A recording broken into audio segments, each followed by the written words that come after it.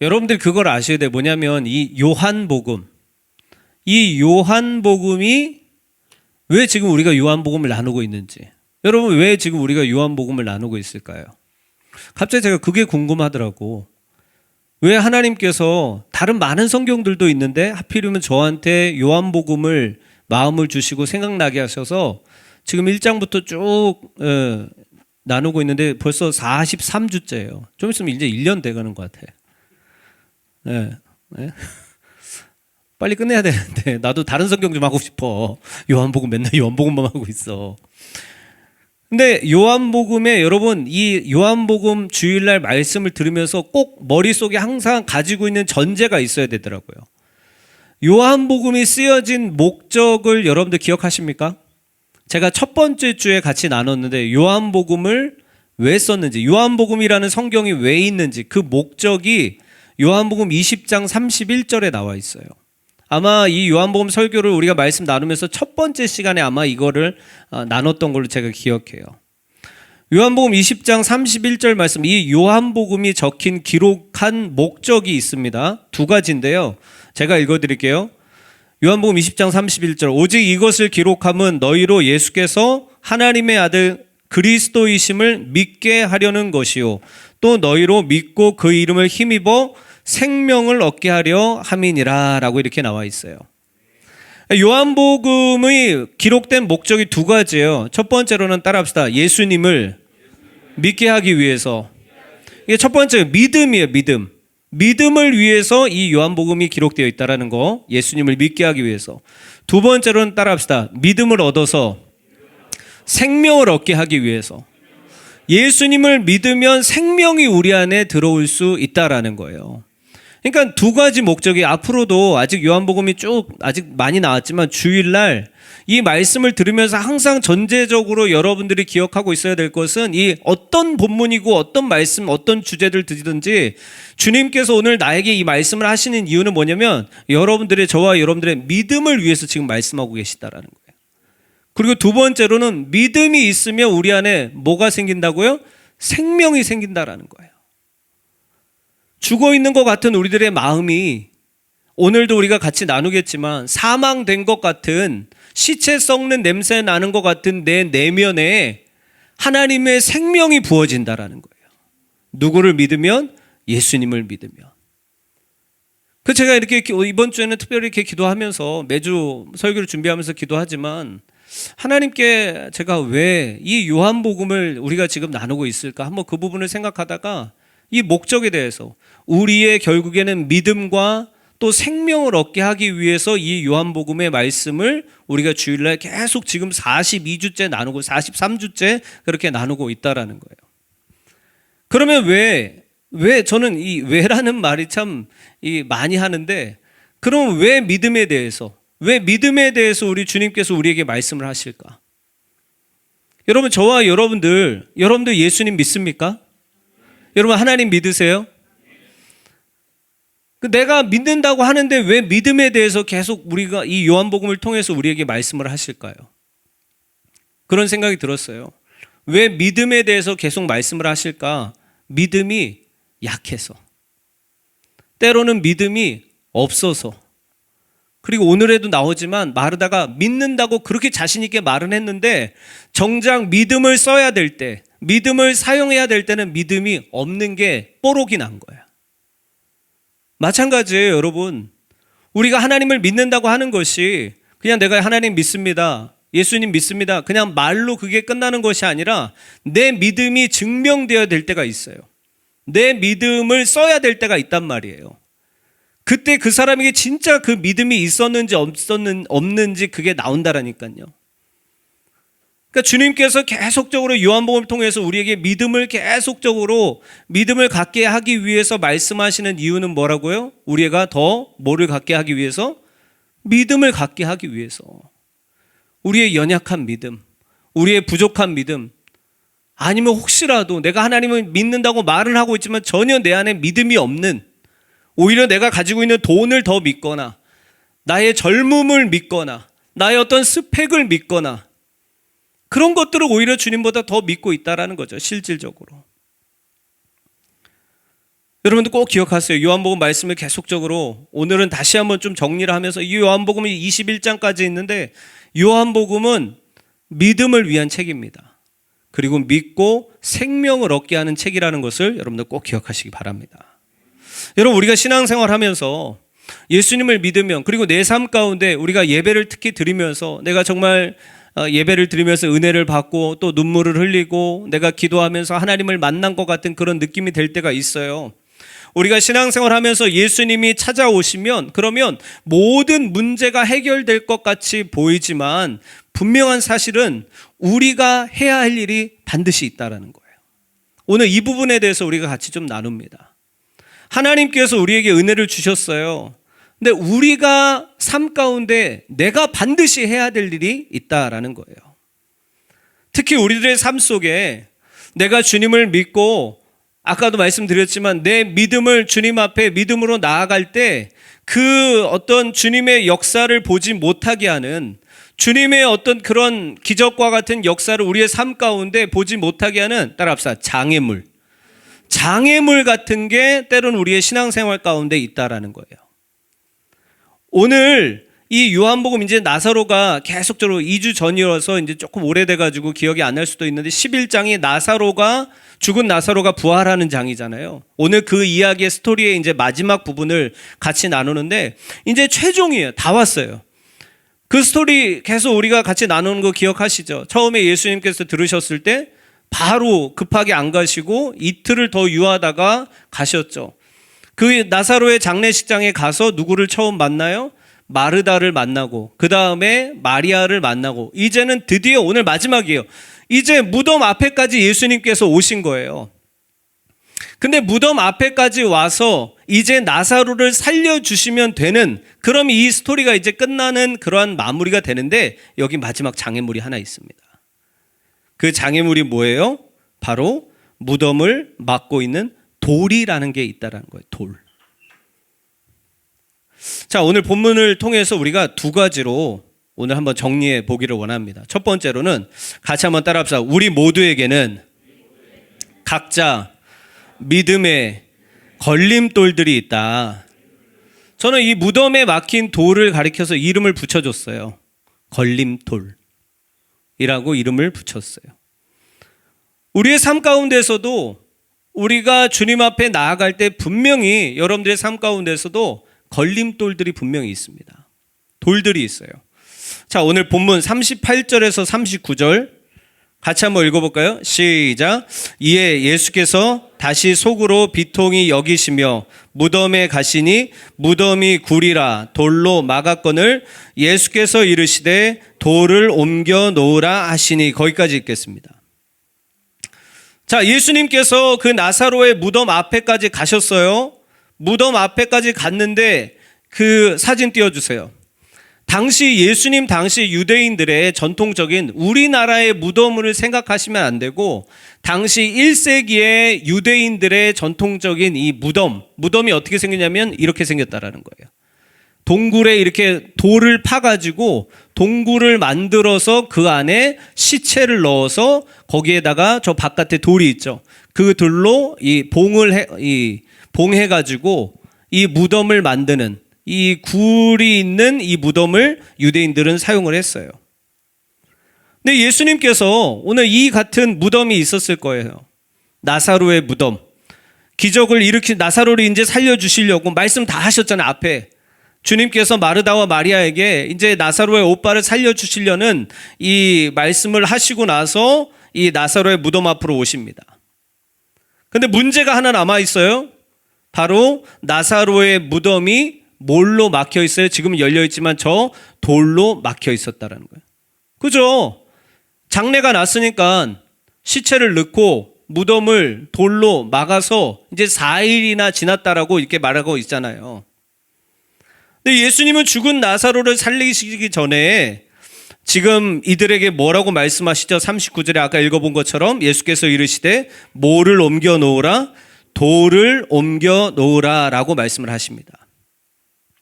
방금 전에도 설명드렸지만 1세기 당시 유대인들의 무덤, 특히 이 무덤이요, 옛날에 우리나라도 그랬잖아요. 왕들의 무덤, 이 왕릉 하면 엄청나게 크잖아요.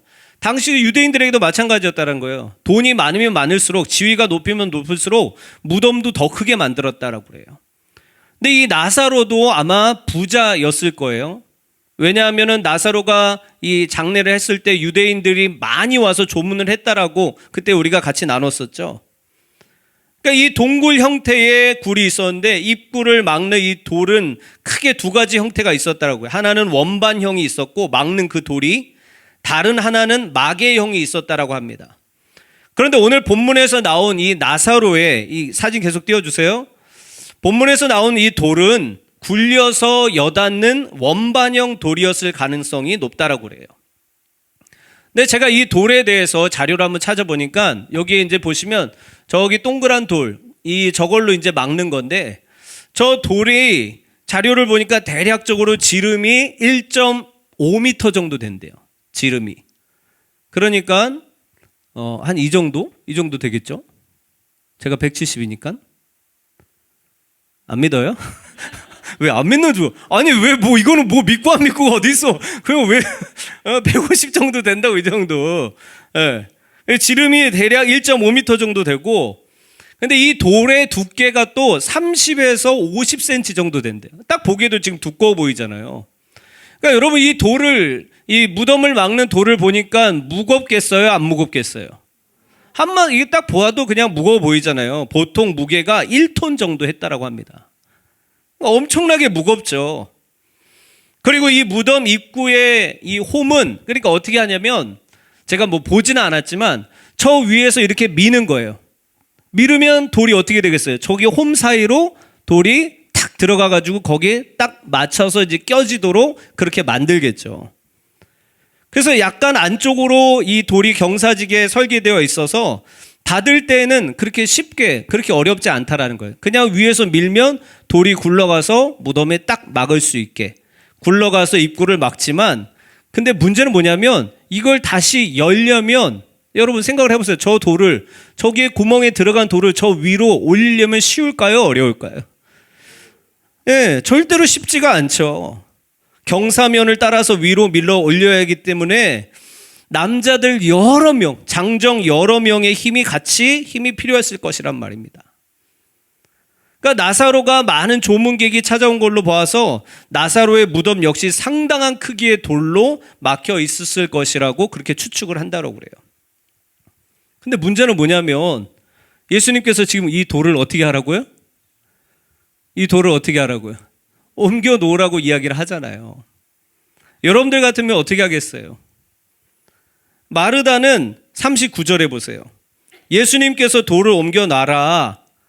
예수님께서 돌을 옮겨 놓으라고 말씀하시니까 마르다의 대답을 보세요. 마르다의 대답은 지극히 현실적인 대답을 합니다. 39절 같이 한번 읽어볼까요? 시작.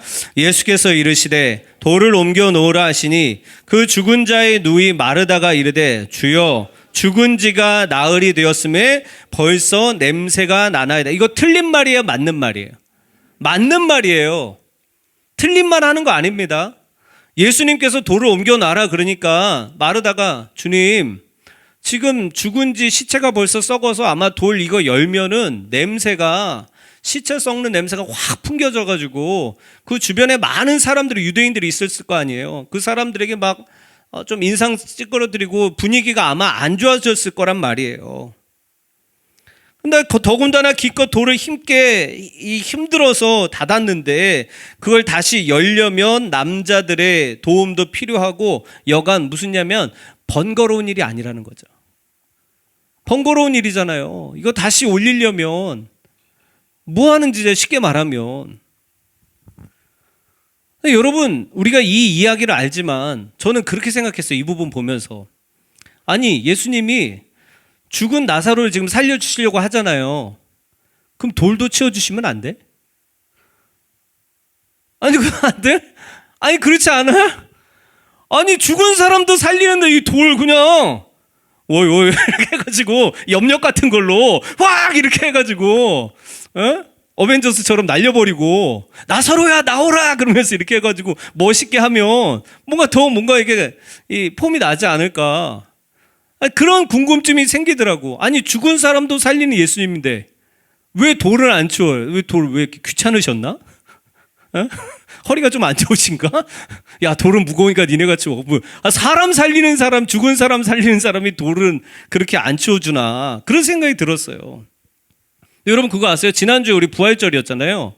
부활절에 여러분 나중에 말씀을 찾아보세요. 부활절에서 무덤은 그 돌은 옮겨져 있었어요. 그건 사람이 옮긴 게 아니에요. 예수님이 부활하실 때는 돌이 지금 제가 말한 것처럼 뭐 천사가 옮겼겠죠. 누군가 옮겨놨어요. 그럼 오늘도 예수님께서 돌도 옮겨주시지 왜 이 무거운 돌을 키껏 막아놓은 돌을 니네가 옮겨라. 그것도 여자들한테.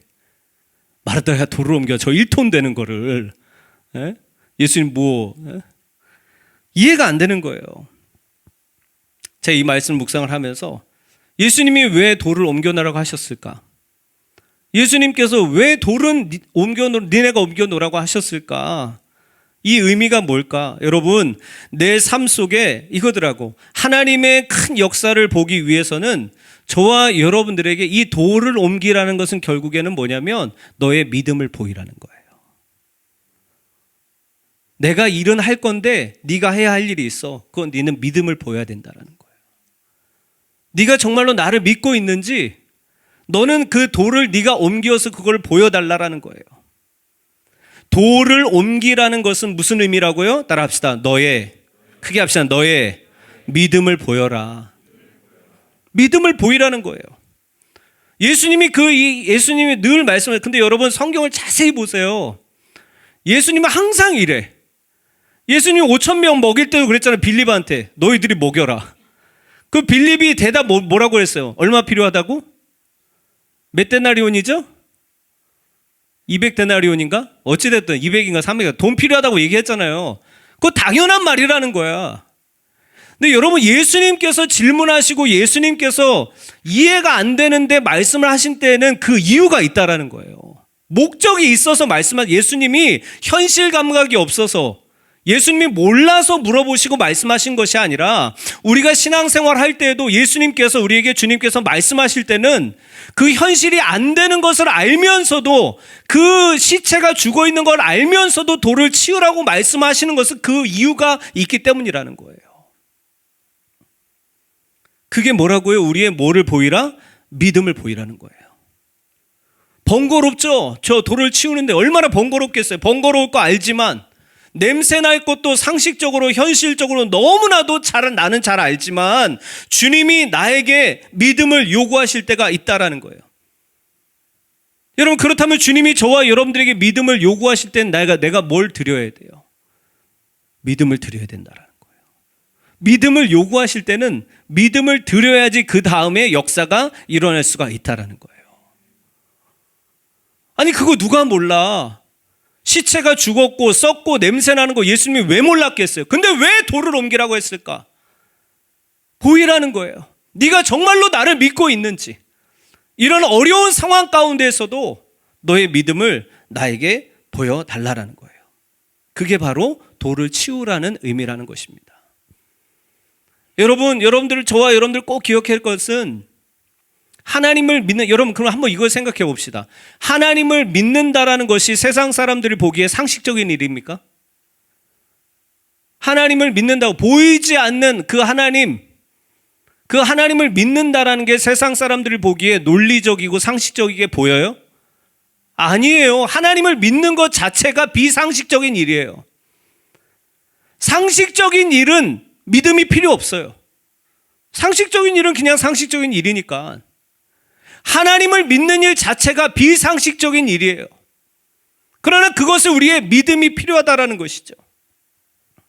여러분 오늘 꼭 기억하세요. 내가 생각하는 현실과 상식으로는 절대로 하나님의 역사를 볼 수가 없습니다. 어쩌면 비상식적인 믿음이 있어야 비상식적인 하나님의 역사를 우리는 때로 볼 수가 있다라는 거예요. 그러므로 사랑하는 우리 지체들 어려울 때 이 무덤 계속 띄워주세요. 사진 계속 띄워주세요. 오늘 뭐 딴 거 띄울 거 없잖아요. 무덤 보면서 설교 들으라는 거예요. 여러분 어려울 때 주님께 믿음을 드리시기를 바랍니다. 여러분들이 믿음을 드리려고 할 때 걸림돌들이 있을 거예요. 이 무덤의 돌이 바로 그 걸림돌입니다. 이 아내 시체 나사로를 주님께서 살려주시는 그 역사를 일으키시려고 하는데 무덤이 돌로 막고 있어요. 그리고 그 돌을 누구 보고 치우라고요? 저와 여러분들 보고 치우라는 거예요. 그리고 그 돌을 치우면 그 다음에 하나님께서 일하시고 역사하실 것을 믿으시기를 바랍니다. 여러분, 믿음이라는 것은 절대로 쉽지 않습니다. 그냥 교회 매주 주일날 출석한다고 해서 믿음이 절대로 잘한다라고 절대로 믿지 마세요. 여러분, 이 세상에 공짜로 되는 일이 있을까요? 공부 안 했는데 성적이 A+ 나옵니까? 아니, 공부도 그렇고 일도 그렇고 다 우리가 열심히 어떤 부분을 어느 정도를 들여야 그거에 대한 우리가 받을 수 있잖아요. 때로는 믿음이라는 것도 마찬가지라는 거예요. 믿음도 훈련이 필요하고 믿음도 자라야 되고 믿음도 작은 믿음이 있고 큰 믿음이 있다라는 거예요. 예수님께서 백부장의 믿음을 보고 이만한 믿음을 내가 본 적이 없다라고 예수님께서 말씀하시잖아요. 사랑하는 여러분, 믿음은 절대로 쉽지 않습니다.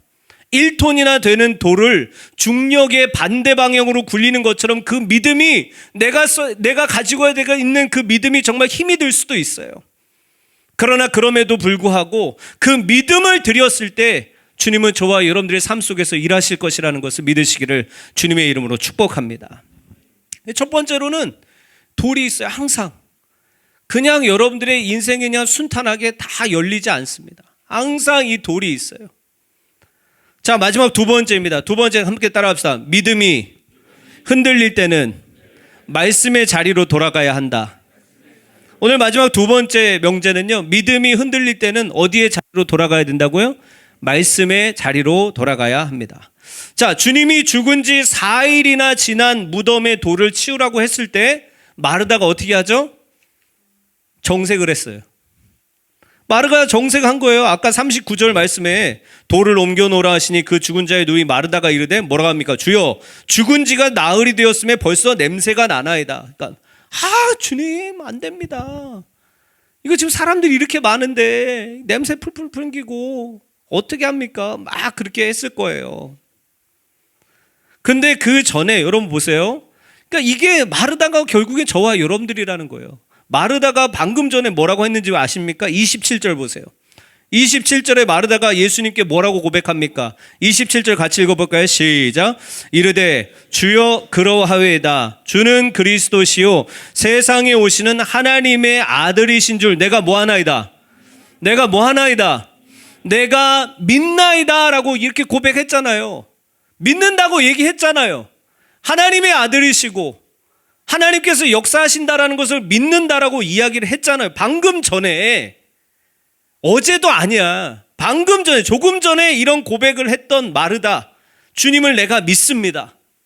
그런데 막상 그 믿음이 테스트되는, 믿음을 써야 하는, 돌을 굴려야 되는, 현실을 뒤집어야 되는 그러한 상황 가운데에서 마르다가 뭐라고 합니까? 믿음 없는 소리 하죠. 현실적인 소리만 합니다. 안 된다고, 못한다고, 지금 현실이 이렇다고 그런 얘기를 한다라는 거예요. 현실적인 어려움만 이야기합니다.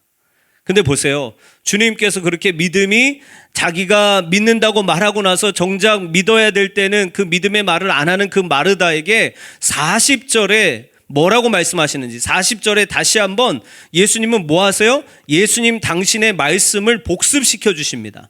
자, 40절 크게 한번 읽어봅시다. 시작. 예수께서 이르시되 내 말이 네가 믿으면 하나님의 영광을 보리라 하지 아니하였느냐 하시니, 이 말이 뭐예요? 예수께서 이르시되 내 말이, 이 말이 뭐예요? 내가 방금 전에 이야기했잖아. 방금 전에도 내가 이렇게 이야기했지 않느냐. 너 내 말 기억 못해? 뭐라고 얘기했다고? 내 말이 네가 믿으면 하나님의 영광을 보리라. 이 말을 방금 전에도 내가 했어. 그리고 네가 믿는다고 했잖아. 근데 또 잊어버렸어. 내가 너한테 이야기한 거 또 잊어버렸어. 주님께서 말씀하신다라는 거예요. 여러분, 이 부분에서 우리가 무엇을 알 수가 있어요? 주님은 마르다에게 다른 새로운 말씀을 하신 게 아니에요. 다른 새로운 말씀이 아니라 이전에, 따라합시다. 이전에 하셨던 말씀, 이전에 하셨던 말씀을 다시 한번 리마인딩 시켜주는 거예요. 내가 좀 아까 뭐라고 했지? 네가 믿으면, 네가 정말로 믿으면 하나님의 영광을 볼 수 있을 거야. 내가 그렇게 말했었잖아. 그거를 예수님께서 다시 마르다에게 이야기해 주시는 거예요. 그 얘기 듣고 나서 41절에 드디어 뭐 합니까? 41절에 뭐를? 돌을 옮겨 놓으니 라고 나옵니다. 사랑하는 여러분, 이게 무슨 말이에요? 우리 역시 마찬가지라는 거예요. 믿음을 가지고 예배를 드리고 말씀을 들어도 또다시, 여러분 우리 그렇지 않아요? 주일날 예배 드리고 말씀 들을 때는 뭔가 될 것 같아. 하나님께서 역사해 주실 것 같아. 공부를 좀 덜 했는데 A+ 주실 것 같아. 직장에 취직시켜 주실 것 같아. 주일날에는 뭔가 그런 느낌이 와. 근데 현실로 돌아가서는 똑같아요. 또 어떻게 해요? 또 똑같고, 또 여전히 좌절하고, 또 여전히 주저앉고 있다라는 거예요. 어려움 가운데 있을 때 믿음이 흔들릴 때가 너무나도 많이 있잖아요. 아무리 생각해도 안 될 것 같아요. 아무리 생각해도 죽은 지 4일이나 지났는데, 아니 냄새가 조금씩 지금 나고 있는데 그게 될까? 계속적으로 그런 생각들이, 그런 마음들이 우리 안에 들 때가 많이 있다라는 거예요. 괜히 내가 믿음 보였다가 주변 사람들에게 손가락질 들고 민폐만 끼치는 거 아니야? 그렇게 얘기 들을 때가, 그렇게 생각이 들 때가 있다라는 거예요.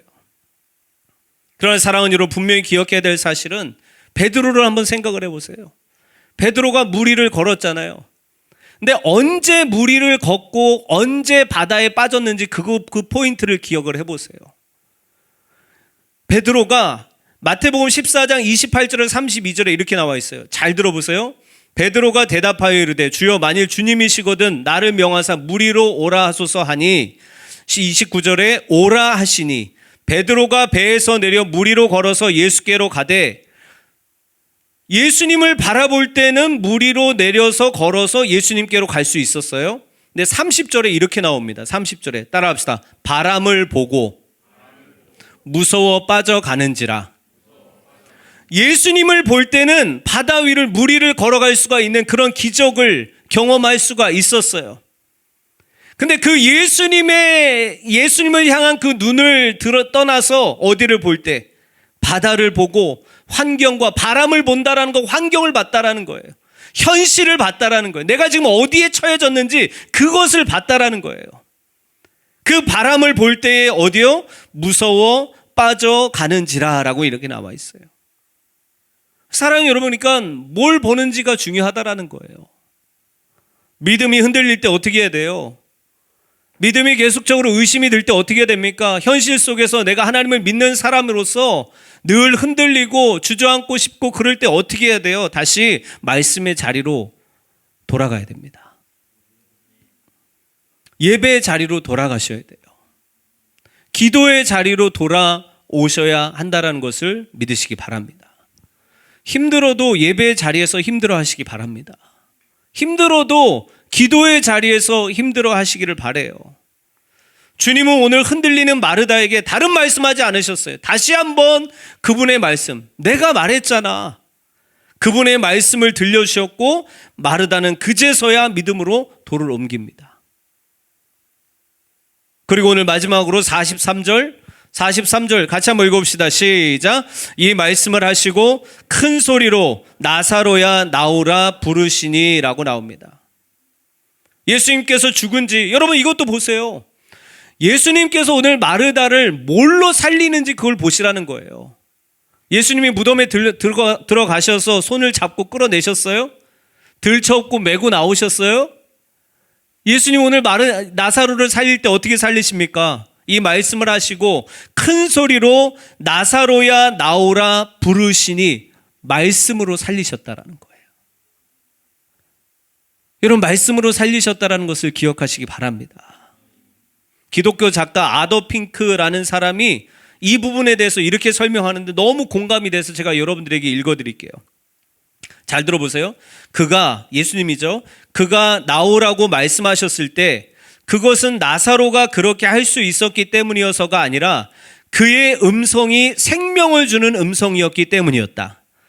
단지 입술의 명령만으로서 세상을 지으신 바로 그 전능의 입술이 이제는 무덤에게 그 사로잡은 자를 내놓으라고 명령하신다. 무덤의 어두운 문을 꿰뚫었던 것은 바로 그 능력의 말씀이었다라고 이렇게 기록이 되어 있더라고요. 그러니까 쉽게 말하면 나사로를 살린 게 뭘로 살린 거예요? 예수님의 말씀, 예수님의 음성으로 다시 살리셨다라는 거예요. 사랑하는 여러분, 아주 단순한 진리입니다. 마찬가지로 저와 여러분들의 마음과 영혼이 죽은 것 같은 때 저와 여러분들을 다시 일으키고 살릴 수 있는 것은 오직 그분의 생명의 말씀뿐이라는 것을 믿으시기를 바랍니다. 믿음이 흔들릴 때 더 말씀의 자리로 돌아가시길 바라요. 힘들고 어려울 때 더 말씀을 어떻게 해서든지 피시기를 바랍니다. 그 말씀의 자리에서 그 생명의 말씀이 저와 여러분들을 살릴 것이라는 것을 믿으시기를 주님의 이름으로 축원합니다. 말씀의 결론 맺도록 하겠습니다. 오늘 마지막 장면이에요. 이제 예수님께서 말씀하신 나사로야 나오라라고 해서 나사로가 나옵니다. 44절 같이 한번 크게 읽읍시다. 시작. 죽은 자가 수족을 배로 동인 채로 나오는데 그 얼굴은 수건에 쌓였더라. 예수께서 이르시되 풀어놓아 다니게 하라 하시니라 라고 나와 있어요. 장례식을 치러보신 분이 있습니까? 장례식을 제가 작년에 우리 사모님, 아버님, 그러니까 장인어른이죠, 저한테 장례식을 치르는데 입관이라는 절차가 있어요. 입관이라는 절차는 그 시체를 잘 이렇게 닦아서 이 배로 이렇게 잘 싸고 입히고 이렇게 하는 그러한 절차예요. 그러니까 여러분 마찬가지예요. 무덤에서 예수님께서 오늘 이제 마지막 장면이에요. 여기 보세요. 예수님께서 말씀하셨죠. 무덤에 이제 돌을 치웠어요. 예수님께서 서가지고 나사로야 나오라. 큰 소리로 하셨겠죠. 나사로야 나오라. 그 나사로가 사람들이 여러분 그 장면 한번 상상을 해. 나는 말씀 묵상하면서 상상을 해봤어. 사람들이 다 보고 있는 거야. 근데 예수님이 그 가운데 서서 진짜 멋있게 나사로야 손을 이렇게 하셨을까? 모르겠어요 그거. 나사로야 나오라 큰 소리로 부르셨다고 그랬잖아요. 사람들 보였어. 근데 그 무덤 안에서 뭔가 설교에 아주 이제 3D까지 소리가 나면서 막 흙 끄는 소리가 갑자기 나는 거야. 그러면서 나오는 거야. 그 여러분 이 장면이 기뻤겠어요? 나는 이렇게 묵상을 해보니까 무서웠을 것 같아. 그렇지 않았겠어? 아니 무서웠을 거. 아니 뭐 갑자기 아무리 살아나와도 진짜 마르다와 마리아도 진짜 나오나 이렇게 보고 있는데 갑자기 뭐 이렇게 배로 동였을 거니까 미라처럼 이렇게 하고 나왔겠죠. 나사로가 나오는데 여러분들 같으면 어떻게 했겠어요? 갑자기 누가 가족이 돌아가셨는데 갑자기 관을 빡 차가지고 갑자기 막 일어나가지고 이렇게 나오는데 뭐 아버지 뭐 이렇게 할 수 있겠어요? 도망가지 않았을까? 난 그렇게 생각이 들어. 무서웠을 것 같아. 근데 이 보니까 자료에 이렇게 찾아봤어요. 어떻게 나왔을까? 근데 이 자료에 보니까 나사로의 시체가 발목이 묶여져 있었을 것이다 라고 이렇게 기록이 되어 있더라고요. 발목이 묶여져 있었어? 나사로가 이렇게 둥둥둥 지금 미라야? 나사로야 나오라! 했단 말이야. 어떻게 나왔을까? 난 그게 갑자기 궁금한 거야. 그 옛날에 뭐 중국에 보면 강시 있잖아요. 옛날에 진짜 그런 만화가 있어서 성경 만화에 나사로 나오는데 자 강시처럼 이렇게 콩콩콩 이렇게 나오는 거야. 그래서 나사로가 이렇게 나왔을까? 막 그 생각도 이렇게 들었었어요. 어떻게 나왔을까? 근데 어찌됐든지 간에 또 이 자료에 보니까 이렇게 표현이 되어 있더라고요. 그는 적어도 입구까지 발을 끌며 걸으며 무덤 밖으로 나오려고 발버둥 치고 있었을 것이다. 나사로가 살아났단 말이야. 이러면서 막 이렇게 하지 않았을까? 근데 사람들이 섣불리 막 못 다가가고 무서워하고 있었을 거란 말이에요. 그때 예수님이 뭐라고 말씀하셨다고요? 44절 마지막에 예수께서 이르시되 풀어놓아 다니게 하라라고 이렇게 말씀하셨어요. 근데 나도 여기서 또 마지막 궁금하더라고. 아니 이왕 살려줄 거면 아니 깔끔하게 다 벗겨주고 그냥 깨끗한 모습으로 이렇게 멋있게 막 주님 그러면서 마리아야 막 이러면서 나오면은 뭔가 순정 만화 같이 그럼 깔끔했었을 거 아니에요. 이러면서 이러면 예수님께서 가서 풀어놓아 다니가 니네가 풀어줘라 라고 이렇게 말씀하셨다라는 거야. 근데 여러분, 제가 이 말씀을 보면서 묵상하면서 어떤 생각이 드는지 아세요? 이것도 네가 할 일이라는 거야. 돌을 치우는 일, 오늘 처음에 주님이 역사하시기 전에 그 처음 시작의 돌을 치우는 일, 그리고 시체가 나왔을 때 그 붕대를 배를 푸는 일은 네가 하는 일이라는 거야. 왜 우리한테 맡기셨을까요? 그것을 보고 믿음을 가지라는 거예요. 믿음을 가지라는 거야. 가서 확인해 보라는 거야. 내가 어떤 존재인지, 죽음에서 생명으로 부활로 일으켜주는 존재를 너희들이 가서 직접 풀면서 확인해 보라는 거야. 사랑하는 우리 모든 지체 여러분, 주님은 우리에게 믿음을 요구하십니다. 돌을 치우는 일, 그리고 그 시체의 붕대를 하나하나 풀면서 저는 이거를 기도하면서 자세히 묵상을 해봤어요. 내가 마르다 마리아라고 생각을 해보고 한번 묵상을 해봤어요. 처음에는 무서워서 막 도망갔다가 막 예수님께서 풀어주라고 이야기를 하시니까 가가지고 붕대를 다리부터 하나하나 이렇게 푸는데 풀다가 마지막에 어디로 나갔어요? 얼굴이 나와서 그 죽었던 나사로 오빠, 그렇게 보고 싶었던 나사로 오빠와 그 살아있는 눈으로 다시 만났을 때, 그때 마르다와 마리아의 마음이 어땠을까? 예수님을 그래도 안 믿었을까요? 주님께서 원하신 것이 바로 이것이라는 거예요.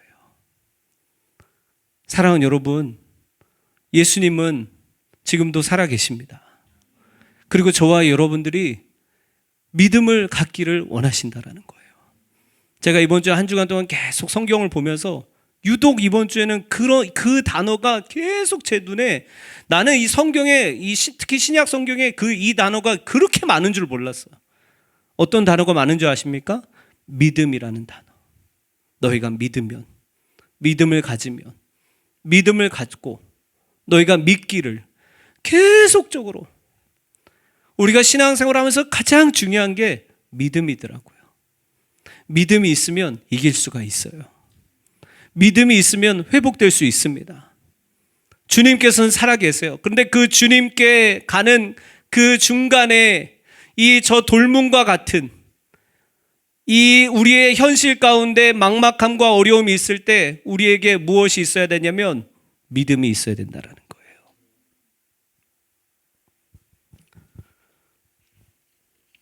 주님은 다 하실 수 있었어요. 돌도 옮겨주실 수 있었고 붕대도 원래 사실은 주님이 다 푸실 수 있으셨어요. 그러나 저와 여러분들에게 말씀하십니다.